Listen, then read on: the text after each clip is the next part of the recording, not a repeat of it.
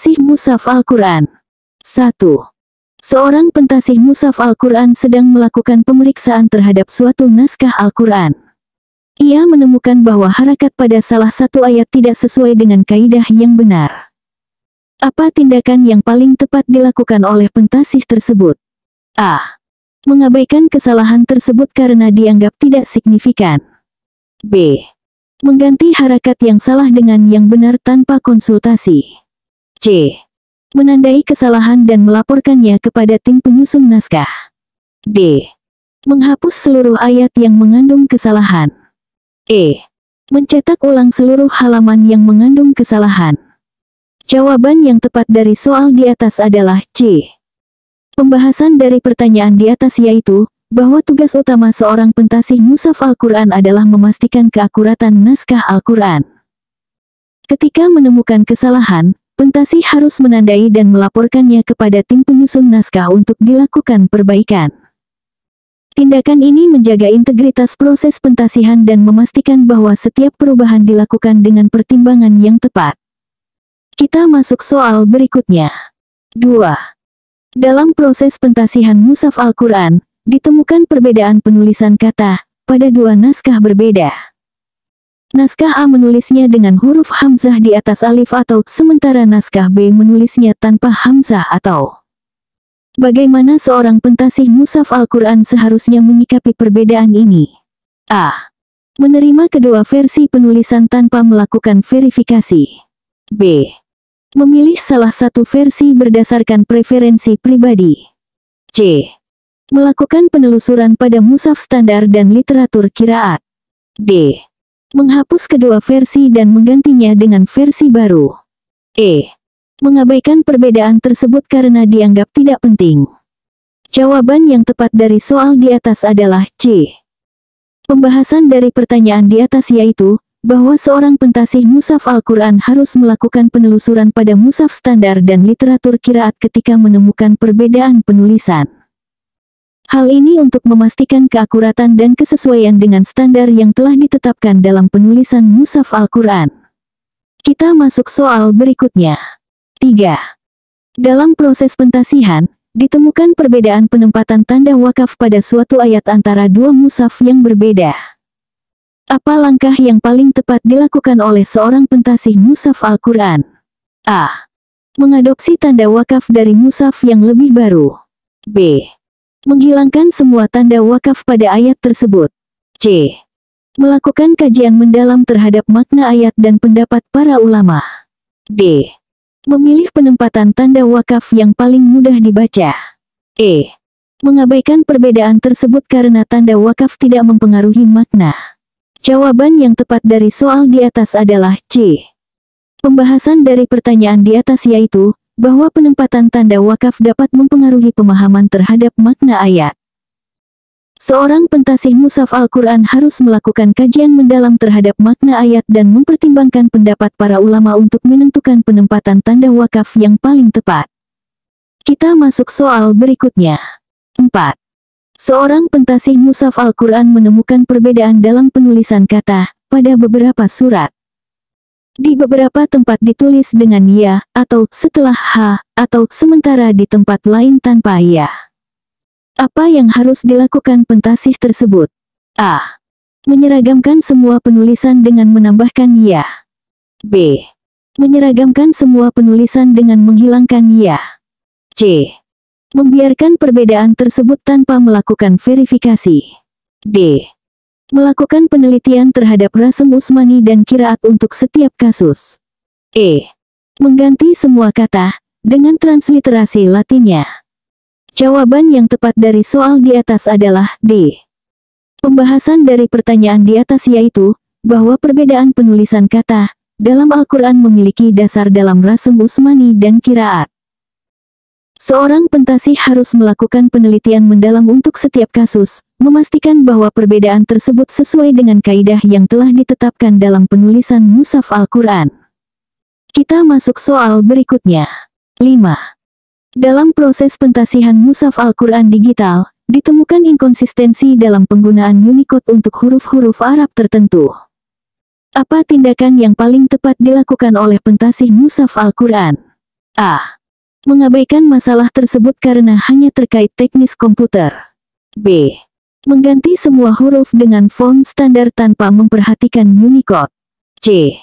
Melakukan standarisasi penggunaan Unicode sesuai dengan pedoman internasional. D. Membuat sistem Unicode baru khusus untuk mushaf Al-Quran. E.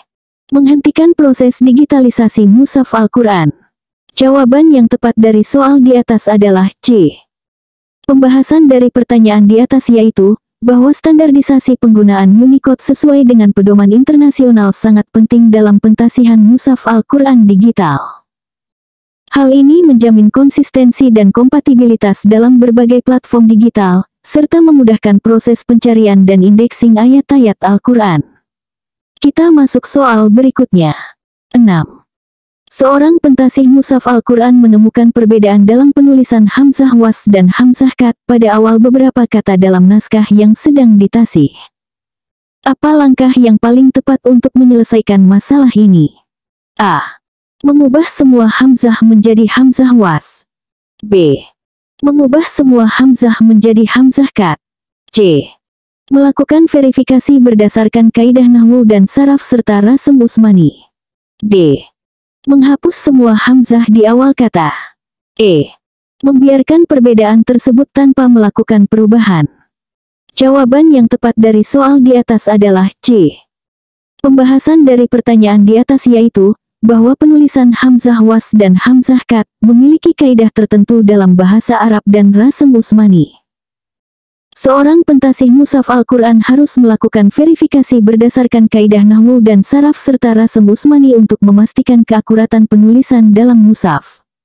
Kita masuk soal berikutnya. 7. Dalam proses pentasihan, ditemukan perbedaan jumlah ayat pada surah Al-Fatihah antara dua versi mushaf. Satu versi menghitung basmalah sebagai ayat pertama, sementara versi lain tidak. Bagaimana seorang pentasih mushaf Al-Quran harus menyikapi hal ini? A. Memilih versi dengan jumlah ayat terbanyak. B. Memilih versi dengan jumlah ayat paling sedikit. C. Menghapus basmalah dari surah Al-Fatihah. D. Melakukan kajian terhadap riwayat dan pendapat ulama terkait status basmalah. E. Membuat versi baru dengan menggabungkan kedua pendapat. Jawaban yang tepat dari soal di atas adalah D. Pembahasan dari pertanyaan di atas yaitu, bahwa perbedaan pendapat mengenai status basmalah sebagai ayat dalam surah Al-Fatihah adalah masalah khilafiyah di kalangan ulama. Seorang pentasih mushaf Al-Quran harus melakukan kajian mendalam terhadap riwayat dan pendapat ulama untuk memastikan bahwa mushaf yang ditasih mencerminkan salah satu pendapat yang valid dan diterima dalam tradisi Islam. Kita masuk soal berikutnya. 8. Seorang pentasih mushaf Al-Quran menemukan perbedaan dalam penempatan tanda sajdah antara dua versi mushaf yang sedang dibandingkan. Apa tindakan yang paling tepat dilakukan? A. Menghapus semua tanda sajdah dari kedua mushaf. B. Menempatkan tanda sajdah pada semua ayat yang mengandung kata sujud. C. Melakukan penelitian terhadap hadits dan pendapat ulama tentang ayat-ayat sajdah. D. Mengadopsi penempatan tanda sajdah dari mushaf yang lebih tua. E. Mengabaikan perbedaan tersebut karena tanda sajdah tidak mempengaruhi bacaan. Jawaban yang tepat dari soal di atas adalah C. Pembahasan dari pertanyaan di atas yaitu, bahwa penempatan tanda sajdah dalam mushaf Al-Quran harus didasarkan pada hadits dan ijma ulama. Seorang pentasih mushaf Al-Quran perlu melakukan penelitian mendalam terhadap sumber-sumber tersebut untuk memastikan keakuratan penempatan tanda sajdah dalam mushaf yang ditasih. Kita masuk soal berikutnya. 9. Dalam proses pentasihan mushaf Al-Quran digital, ditemukan masalah dalam rendering huruf-huruf Arab tertentu pada beberapa perangkat.